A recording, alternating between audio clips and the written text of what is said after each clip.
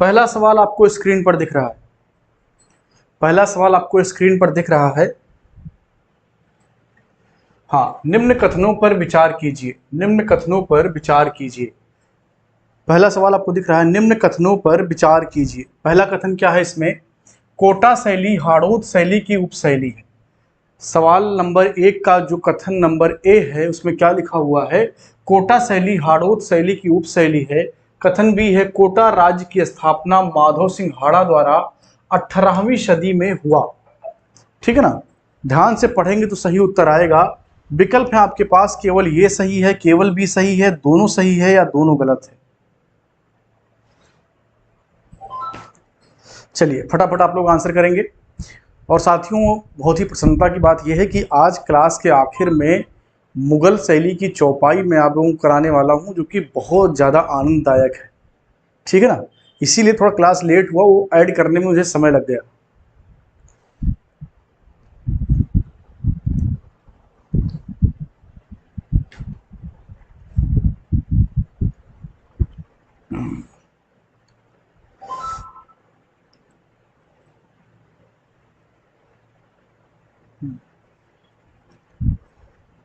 चलिए,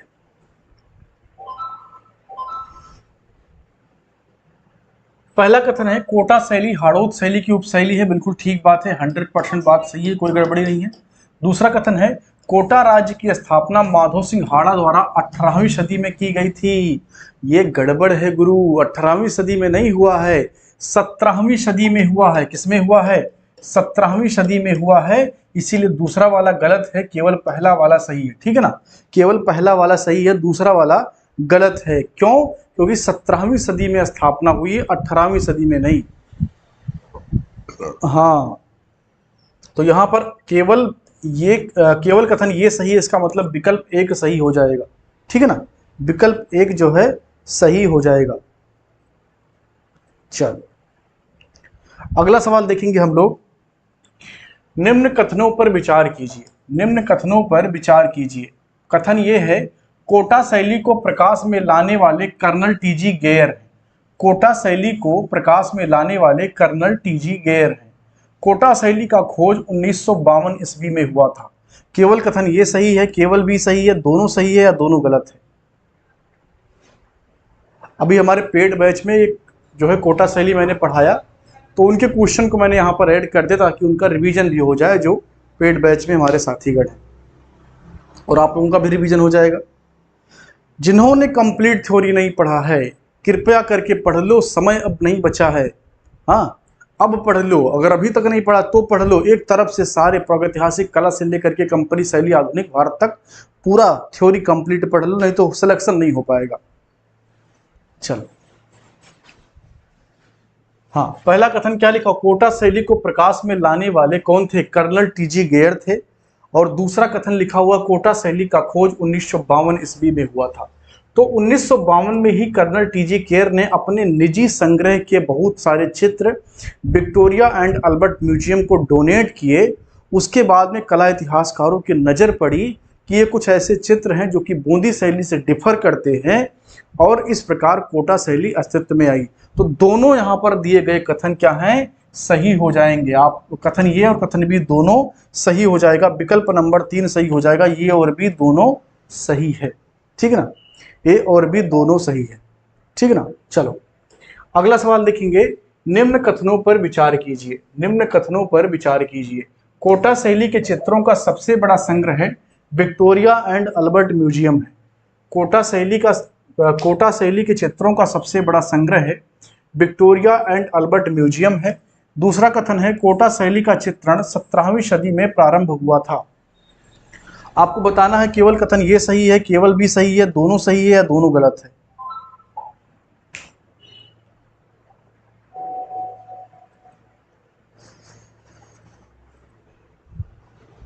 ध्यान से पढ़ेंगे तो सही उत्तर निकल आएगा।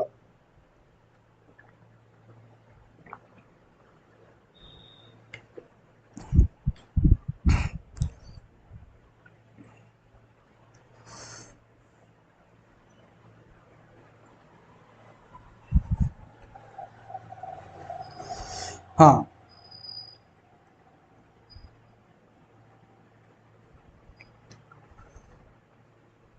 चलो डिस्कस करेंगे। हाँ, कोटा शैली के चित्रों का सबसे बड़ा संग्रह कहाँ पर है? विक्टोरिया एंड अल्बर्ट म्यूजियम, जो कि कहाँ पर स्थित है साथियों? लंदन में स्थित है। पहला वाला कथन सही हो गया। दूसरा कथन है कोटा शैली का चित्रण 17वीं सदी में प्रारंभ हुआ। कब? 17वीं सदी में प्रारंभ हुआ। ये बात भी बिल्कुल ठीक लिखी हुई है। इसका मतलब दोनों कथन यहाँ पर सही हो जाएंगे। कथन ये और कथन बी दोनों सही हो जाएगा। इसका मतलब विकल्प नंबर 3 सही हो जाएगा। हाँ, विकल्प नंबर 3 क्या हो जाएगा? सही हो जाएगा।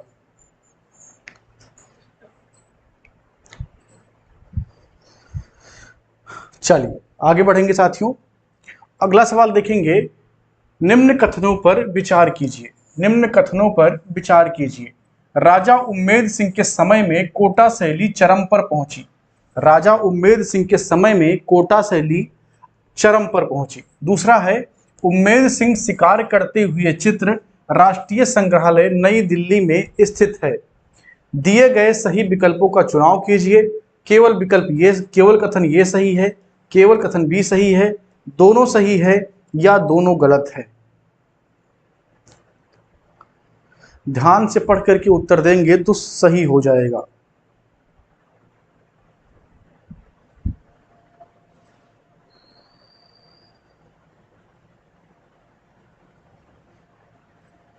हाँ, फटाफट।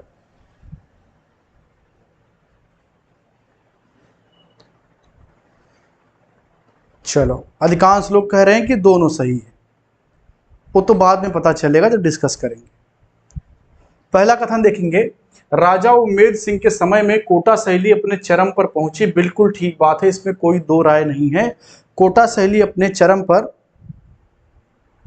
हाँ, कोटा शैली अपने चरम पर कब पहुंची है?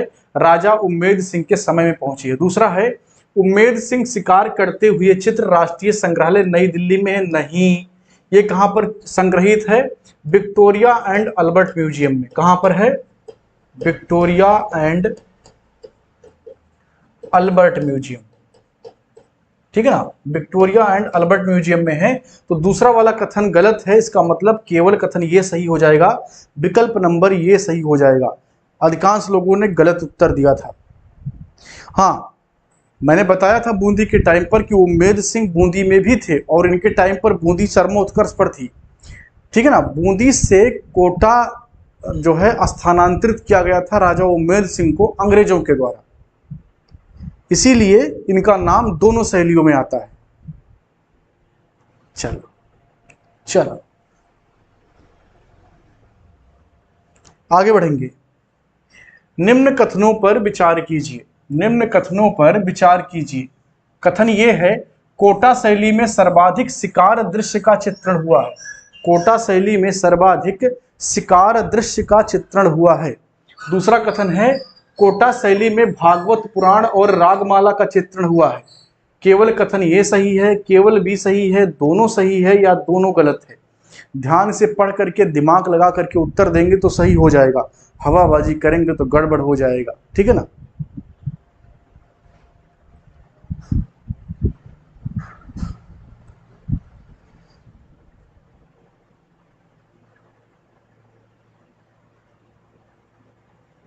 चलो आगे बढ़ेंगे साथियों।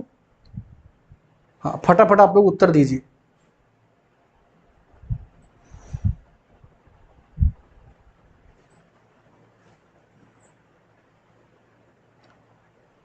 चलो डिस्कस करते हैं। हमारे पेड बैच वालों ने अगर ये सवाल गलत किया ना, थपेड़ा मारूंगा। अभी आज ही पढ़ाया है सुबह, अब मैं देख रहा हूँ नाम, मैं देख रहा हूँ।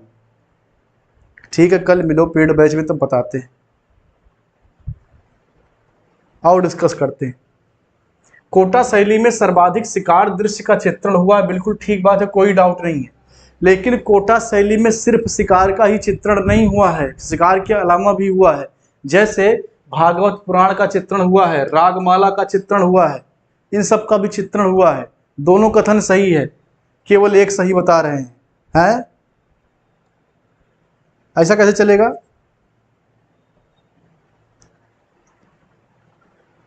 अभी जो लिखा है ना उसको नोट खोल करके पढ़िएगा। काफी लोगों ने गलत बताया, नाम नहीं ले रहा हूं तो बेइज्जती हो जाएगी आप लोगों की कि सुबह पढ़े थे शाम को गलत कर दिए। ए और बी दोनों सही हो जाएगा, ठीक है ना। सर्वाधिक चित्रण हुआ है किसका? शिकार दृश्य का, लेकिन उसके अलावा भी चित्रण हुए हैं।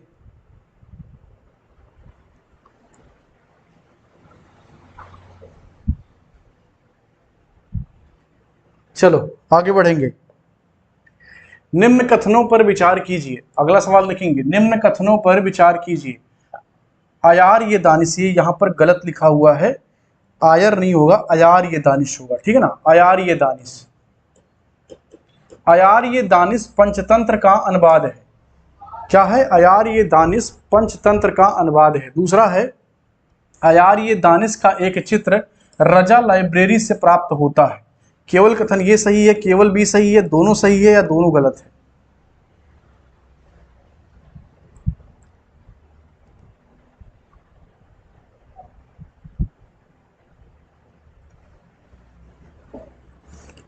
चलिए सवाल को ध्यान से पढ़ करके उत्तर दीजिए। अयार ये दानिश, अयार ये दानिश पंचतंत्र का अनुवाद है, कथन नंबर ए। दूसरा है, अयार ये दानिश का चित्रण रजा लाइब्रेरी में, अयार ये दानिश का एक चित्र रजा लाइब्रेरी में प्राप्त होता है। केवल एक ही चित्र भारत में मिलता भी, बाकी सब विलुप्त हो गए हैं। कुछ बाहर मिलते हैं चेस्टर बेट्टी संग्रहालय में, इंडिया में केवल एक ही चित्र प्राप्त होता है, वो भी रजा लाइब्रेरी में। चलो हाँ, पहला कथन भी सही है और दूसरा भी सही है।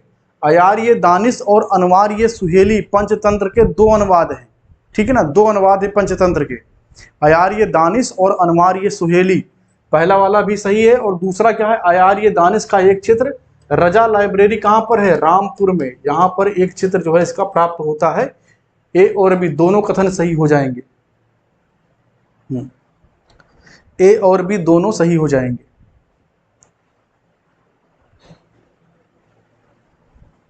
चलो आगे बढ़ेंगे, अगला सवाल देखेंगे।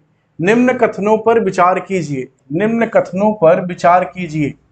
रज्मनामा का अर्थ युद्ध की पुस्तक है। रज्मनामा का अर्थ युद्ध की पुस्तक है। कथन भी है, रज्मनामा में 169 चित्र बनाए गए थे। आपको बताना है केवल ये सही है, केवल भी सही है, दोनों सही है या दोनों गलत है। कथन ये है, रज्मनामा का अर्थ है युद्ध की पुस्तक। कथन बी है, रज्मनामा में 169 चित्र बनाए गए थे। अब आपको बताना है कि केवल कथन ये सही है, केवल भी सही है, दोनों सही है या दोनों गलत है। साथियों, रज्मनामा क्या है? महाभारत का अनुवाद है और अब्दुल कादिर बदायूं ने इसका अनुवाद किया था। किसने किया था? अब्दुल कादिर बदायूं ने। अब्दुल कादिर बदायूनी, बदायूनी स्पेलिंग जो भी हो आप लोग देख लेना। हाँ, अब्दुल कादिर बदायूनी, हाँ, इसने अनुवाद किया था, फारसी में अनुवाद किया था। किससे? संस्कृत से फारसी में अनुवाद किया था। चलो, तो रज्मनामा का अर्थ क्या है? युद्ध की पुस्तक। और ये नाम किसने दिया था? ये नाम दिया था अकबरवा ने। किसने? अकबर ने, ठीक है ना। हाँ, हम लोग छोटी छोटी क्लास में थे ना तो अकबरवा बोलते थे। हम लोग जिस क्षेत्र से आते हैं वहाँ पर अवधी बोली जाती है, तो ऐसे बात करते थे। औरंगजेबवा ना बहुत दुष्ट था, बहुत क्रूर था, ऐसे बात करते थे। और अकबरवा, औरंगजेबवा, वो जो बचपन में ना आपके अंदर सॉफ्टवेयर इंस्टॉल होता है ना, वो कभी ख़त्म नहीं होता, रहता है हमेशा। आप व्यक्तित्व के भले ही दुनिया भर के चादर ओढ़ लें, लेकिन वो सॉफ्टवेयर जो आपके अंदर है ना, वो कभी ना कभी वायरस बन करके बाहर आ जाता है। कथन है, रज्मनामा का अर्थ है युद्ध की पुस्तक। बिल्कुल ठीक बात है, कथन ये सही है। रज्मनामा में 169 चित्र बनाए गए थे, ये भी बिल्कुल ठीक बात है, यह भी सही है। हाँ, और उस समय अकबर के टाइम पर जब रज्मनामा का चित्रण हुआ तो लगभग 4 लाख रुपए का खर्चा हुआ था। आप कल्पना करिए, 4 लाख रुपए का खर्चा हुआ था। और इसी चित्रण के दौरान, रज्मनामा के चित्रण के दौरान ही जो है दसवंत ने आत्महत्या कर ली थी। दसवंत जो है पागल हो गया था, फिर वो आत्महत्या करके जो है मर जाता है। और रज्मनामा में बसावन ने काम किया है, लाल ने काम किया है, तुलसी ने काम किया है, मिस्किन ने काम किया है, दसवंत ने काम किया है, ठीक है।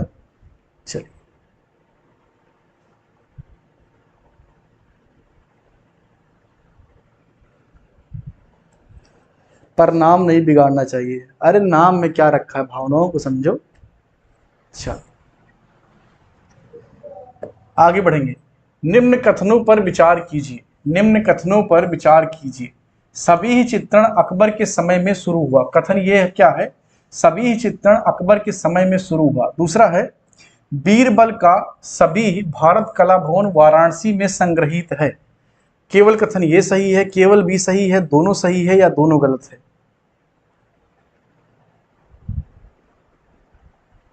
अच्छा, तेजपाल जी कह रहे हैं दादा बाद में आप बोल रहे हैं। हाँ, नहीं, बहुत ही प्यारी भाषा है अवधी, बहुत ही प्यारी भाषा है। पूरी रामचरितमानस अवधी में लिखी गई है, दुनिया भर के लोग गाते हैं, 24 घंटा पढ़ा जाने वाला एकमात्र महाकाव्य है रामचरितमानस, अवधी में लिखा गया है। अब भले ही अवधी वाले इस बात पर जो है गर्व ना महसूस करते हो कि अवधी क्षेत्र के हैं, लेकिन गर्व करने के लिए बहुत सारी चीजें हैं। सभी का चित्रण अकबर के समय में शुरू हुआ, कोई डाउट नहीं, बिल्कुल ठीक बात है, ठीक है ना।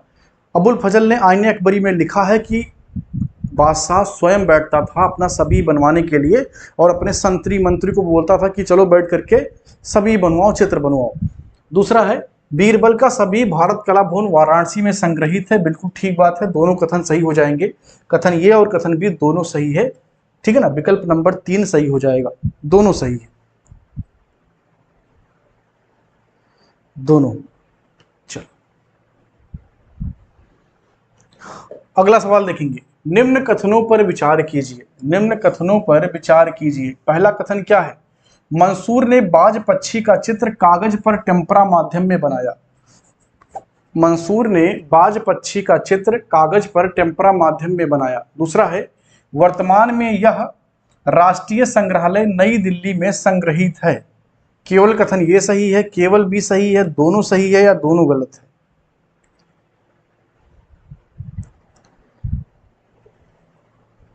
हाँ, बादशाह स्वयं बैठता था।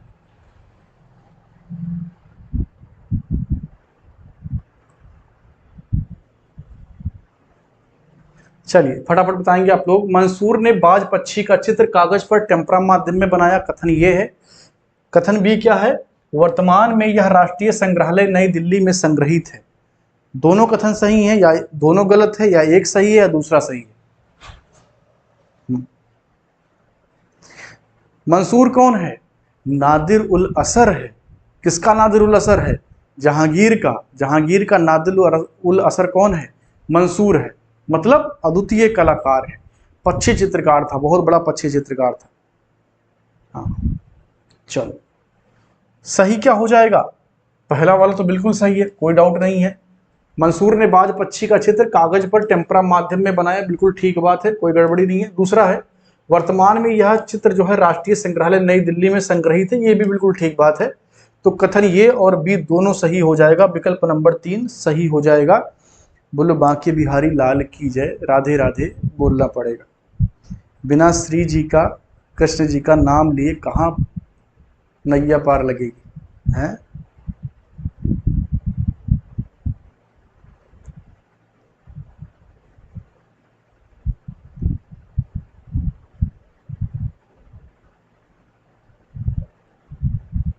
आयुष पोरवाल कह रहे हैं सर प्लीज आप जैसे पहले क्वेश्चन पढ़ाते थे वैसे ही कराइए, ये वाले समझ में नहीं आते। आयुष जी, मैं वही तो कह रहा हूँ कि रटंत विद्या घटंत बुद्धि, तो वो रटने वाली चीज है। मैं वो भी करवाता हूँ, सुबह 11 बजे आप लाइव देखा करिए, वो भी करवाता हूँ। सवाल आपके एग्जाम में वैसे ही आएंगे, लेकिन कंपटीशन का लेवल देख रहे हैं ना, 1.5 लाख लोगों ने अप्लाई किया है, पद कितना है? 148 पद है फाइट करने के लिए आपके पास, और उसमें से क्या है 132 से पद केवल पुरुष के लिए, बाकी 16 महिलाओं के लिए है। अब आप ये बताइए कि इतने टफ फाइट में जब तक आपकी अंडरस्टैंडिंग अच्छी नहीं होगी तो क्या आप 120 क्वेश्चन सोच सकते हैं 125 में सही करने के लिए? हाँ, तो जरूरी ये है, मैं आपको नहीं कह रहा हूं ये चीज जो मैंने बताया, कोई भी चीज आप पढ़ रहे हैं तो उस पर अंडरस्टैंडिंग के साथ अपनी पकड़ को मजबूत करिए। आयुष जी, मैं आपको नहीं कह रहा हूं कि आप रट रहे हो या रटना आपको नहीं रटना चाहिए, मैं आपको नहीं एग्जाम्पल दे रहा हूं कि सिर्फ रटने से काम नहीं चलेगा। ये वो तरीका है, अगर आपने ऐसे 100 सवाल सही कर लिए ना तो 125 में 120 आपके सही हो जाएंगे। इसमें भी तो तथ्य ही आपको मिल रहा है। जैसे मंसूर ने बाज पक्षी का चित्र बनाया, 1 सवाल हो गया। किस माध्यम में बनाया? कागज एवं टेम्परा पर बनाया, 2 सवाल हो गया। वर्तमान में कहां पर स्थित है? राष्ट्रीय संग्रहालय नई दिल्ली में। 1 सवाल से 3 सवाल बन रहे हैं और यहां पर आपको सोचने पर मजबूर होना पड़ता है। ऐसा नहीं है कि इसका उत्तर ये, उसका उत्तर दो, ऐसे नहीं है।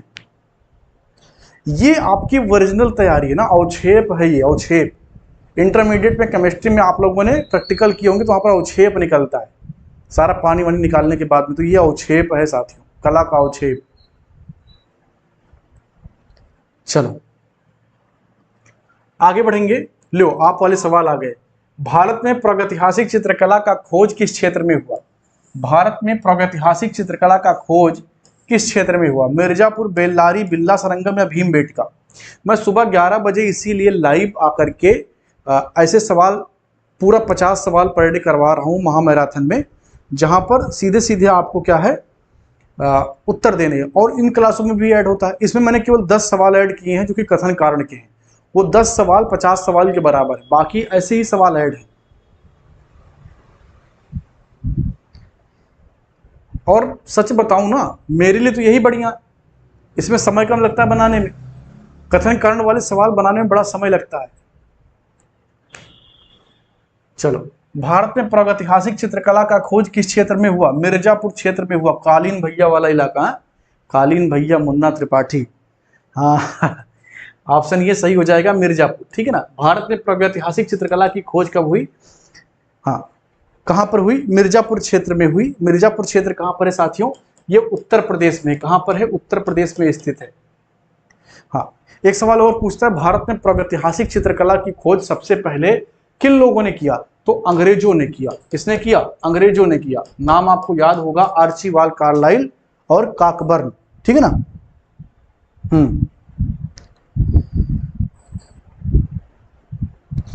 1883, बिल्कुल। चलो आगे बढ़ेंगे साथियों।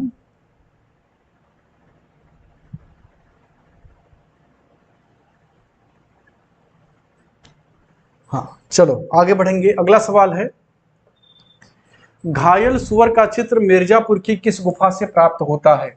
घायल सुअर का चित्र मिर्जापुर की किस गुफा से प्राप्त होता है? भंडारिया से, लिखुनिया से, सोरहो घाट से या घोड़मगर से? बताइए। घायल सुअर का चित्र मिर्जापुर की किस गुफा से प्राप्त होता है?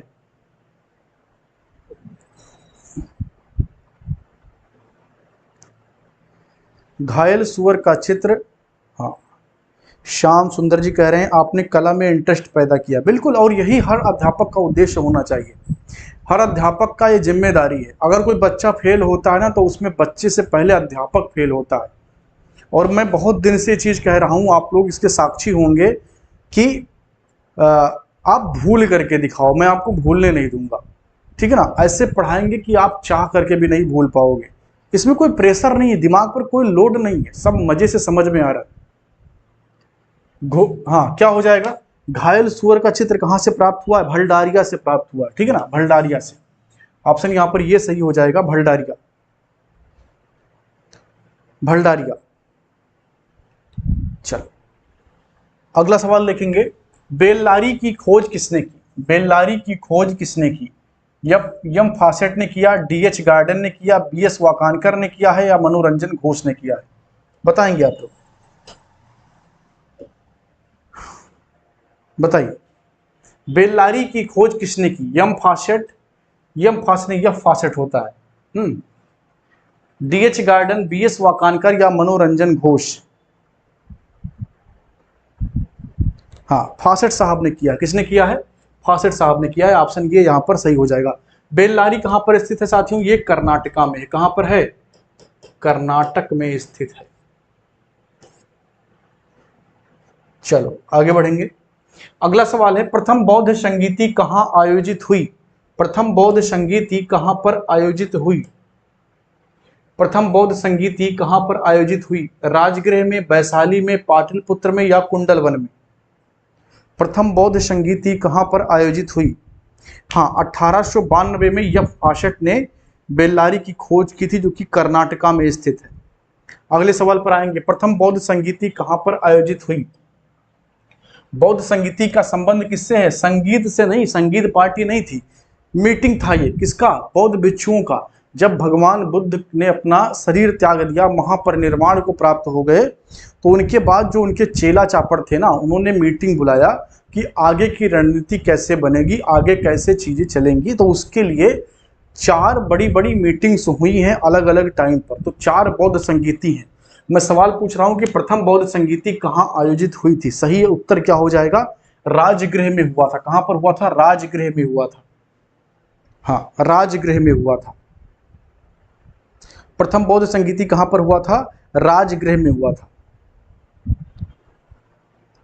चलिए आगे बढ़ेंगे। अगला सवाल है, अजंता में कुल कितने जातक कथाओं का वर्णन है? अजंता में कुल कितने जातक कथाओं का वर्णन है? 547, 30, 17 या 16? अजंता में कुल कितने जातक कथाओं का वर्णन है? अजंता में कुल कितने जातक कथाओं का वर्णन है? बताएंगे आप लोग। अजंता में जो चित्र प्राप्त हुए हैं उनका वर्गीकरण क्या क्या है साथियों? रूप वैदिक चित्र, अलंकारिक, अलंकारिक और वर्णनात्मक। वर्णनात्मक, ये 3 प्रकार के चित्र जो है अजंता से प्राप्त होते हैं। 3 प्रकार के चित्र। कितने जातक कथाएं पाई गई हैं? 547। और जातक कथाओं का जो चित्र है वो किस श्रेणी में आता है? वर्णनात्मक में आता है। किस में आता है? वर्णनात्मक में आता है। हाँ, वर्णनात्मक में आता है।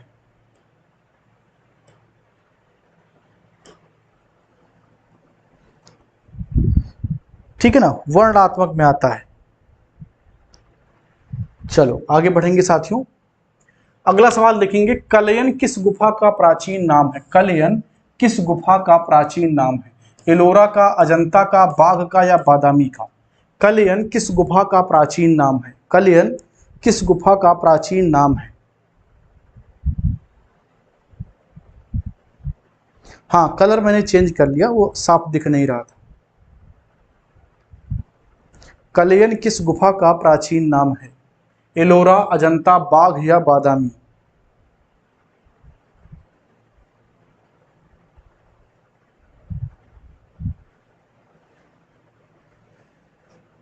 चलिए, बिल्कुल सही जवाब क्या हो जाएगा? बाघ गुफा का। कलयन किसका प्राचीन नाम है? बाघ गुफा का। बाघ गुफा कहाँ पर स्थित है? मध्य प्रदेश में स्थित है। और साथियों, बाघ में कुल 9 गुफाएं प्राप्त होती हैं। कितनी? कुल 9 गुफाएं प्राप्त होती हैं। और सभी गुफाएं क्या हैं? बिहार गुफाएं हैं। क्या हैं? सभी गुफाएं क्या हैं? बिहार गुफाएं हैं। बाघ गुफा की प्रतिलिपि किसने तैयार की थी? नंदलाल बोस ने। किसने? नंदलाल बोस ने। कब तैयार किया था? 1921 ईस्वी में तैयार किया था। इसका प्रतिलिपि वर्तमान में कहां पर है? गुजरी महल में है। कहां पर है? गुजरी महल में है। और गुजरी महल कहां है? ग्वालियर में है। ग्वालियर। ये ग्वालियर शहर किसका है? पंडित अटल बिहारी वाजपेयी का है ग्वालियर शहर। अटल बिहारी वाजपेयी ग्वालियर के रहने वाले थे। हाँ, बाघ गुफा की खोज 1818 में डेंजर फील्ड ने किया था। बिल्कुल ठीक बात।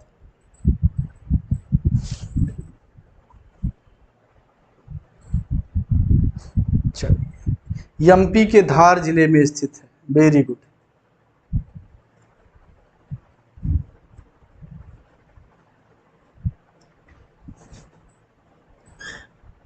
चलो, ये लगता है देख करके बढ़िया। मैंने यहाँ पर 7-8 फैक्ट बताए, जो हमारे कुछ स्टूडेंट हैं उन्होंने 4-5 उसमें और ऐड कर दिए। यानी कि गुरु गुरुवर रहेगी, चेला शक्कर होगी। हाँ,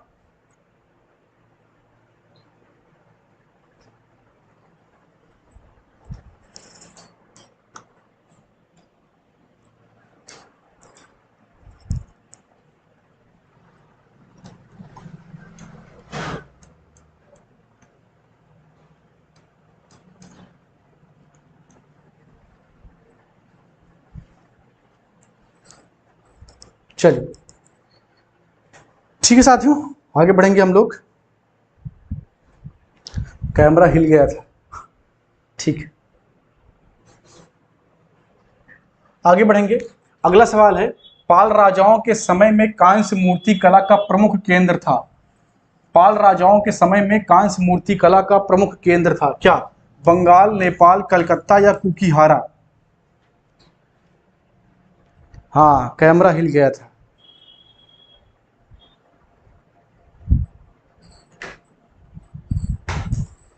चलिए, बंगाल, नेपाल, कलकत्ता या कुकीहारा? पाल राजाओं के समय में कांस्य मूर्ति कला का प्रमुख केंद्र था बंगाल, नेपाल, कलकत्ता या कुकीहारा? सही आंसर क्या हो जाएगा? ऑप्शन डी सही हो जाएगा, कुकीहारा गया। ठीक है ना, यह कांस्य मूर्तियों का प्रमुख केंद्र था। और जो धीमान और बितपाल हैं वो इसमें भी बहुत ही पारंगत थे, यानी कि मूर्ति बनाने में भी धीमान और बितपाल जो हैं बहुत ही पारंगत थे। धीमान और बितपाल को पाल शैली का क्या कहा जाता है? संस्थापक कहा जाता है। पाल शैली के संस्थापक कलाकार। और ये बात कही किसने थी? लामा तारानाथ ने। किसने? लामा तारानाथ। कहाँ का था ये? तिब्बत का था, तिब्बती था, ठीक है ना, तिब्बत का था। चलो आगे बढ़ेंगे। लगभग 380 स्टूडेंट अभी लाइव हैं और लाइक की संख्या सिर्फ 190। अगर आपको पसंद आ रहा है तो लाइक कर दीजिए, हम आपका मोटिवेशन बढ़ाते हैं, आप हमारा भी बढ़ा दीजिए। चलो आगे बढ़ेंगे। अगला सवाल देखेंगे, डीपी राय चौधरी द्वारा निर्मित शहीद स्मारक मूर्ति कहां पर स्थित है? डीपी राय चौधरी द्वारा निर्मित शहीद स्मारक मूर्ति कहां पर स्थित है? पटना सचिवालय में, दिल्ली राजभवन में, चेन्नई में या इनमें से कोई नहीं? बताएंगे। डीपी राय चौधरी द्वारा निर्मित शहीद स्मारक मूर्ति कहां पर स्थित है? पटना सचिवालय, दिल्ली राजभवन, चेन्नई या इनमें से कोई नहीं?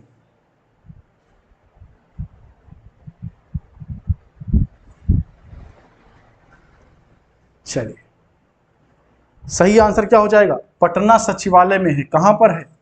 पटना सचिवालय। हाँ, पटना सचिवालय में है। शहीद स्मारक कहां पर है? पटना सचिवालय के बाहर बना हुआ है। ऑप्शन ये सही हो जाएगा, ठीक है ना, ऑप्शन ये सही हो जाएगा। चलो अगला सवाल देखेंगे, बारामूला इन रूइंस किसका प्रसिद्ध चित्र श्रृंखला है? बारामूला इन रूइंस किसका प्रसिद्ध चित्र श्रृंखला है? हुसैन, सूजा, रजा या शेरगिल? बारामूला इन रूइंस किसका प्रसिद्ध चित्र श्रृंखला है? हुसैन, सूजा, रजा या शेरगिल?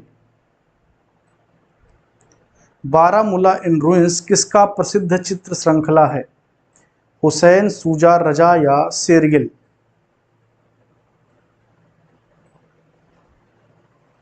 हाँ, सही आंसर क्या हो जाएगा? सिंपल सवाल है, किसका है? रजा साहब का, सैयद हैदर रजा साहब का है, सैयद हैदर रजा। वेरी गुड, सैयद हैदर रजा साहब का। अगला सवाल देखिए, तो सेम सवाल हो गया, बारामूला इन रूइंस। चलो, तो ये साथियों टोटल हमने 20 सवाल कर लिए।